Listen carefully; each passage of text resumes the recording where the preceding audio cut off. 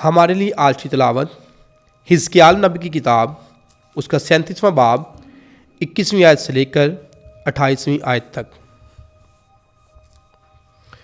और तू उनसे कह दे, मालिक खुदावंद यूँ फरमाता है, देख, मैं बनी इसराइल को उन कौमों के दरमियान से जिनमें वो गए हैं ले लूँगा और हर एक तरफ से उन्हें इकट्ठा करूँगा और उनकी सरजमीन में उन्हें लाऊंगा।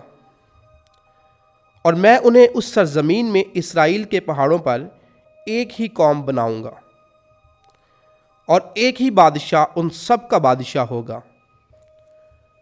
और फिर वो दो कौमें ना होंगे और ना फिर अब तक कभी दो मुमलिकतों में तकसीम होंगे। और फिर वो अपने आप को अपने बुतों से और अपनी मकरूहात से और अपनी किसी बदी से नापाक ना करेंगे। और मैं उन्हें उनकी तमाम बेवफाइयों से जिनसे उन्होंने गुनाह किया है छुड़ाऊंगा और उन्हें पाक करूंगा। सो वो मेरी उम्मत होंगे और मैं उनका खुदा हूँगा।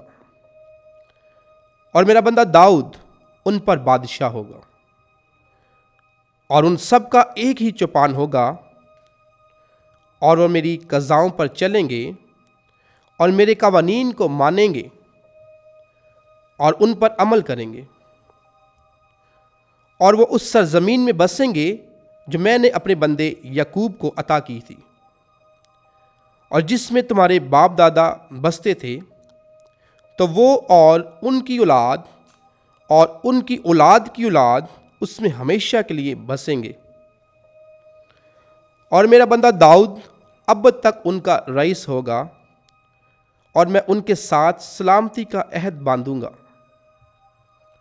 वो उनके साथ अब्दी अहद होगा और मैं उन्हें कायम करूंगा और बढ़ाऊंगा और उनके दरमियान अपना मकदस अब तक रखूंगा।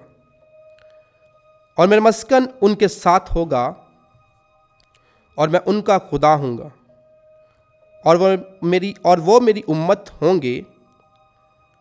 और जब मेरा मकदस हमेशा के लिए उनके दरमियान होगा तो कौमें जान लेंगी कि मैं खुदावंद ही इसराइल को मुकद्दस करता हूँ। आमीन। खुदा का पाकलम पढ़ा और सुना जाना हम सब के लिए बाइस से बरकत हो। खुदा का शुक्र हो।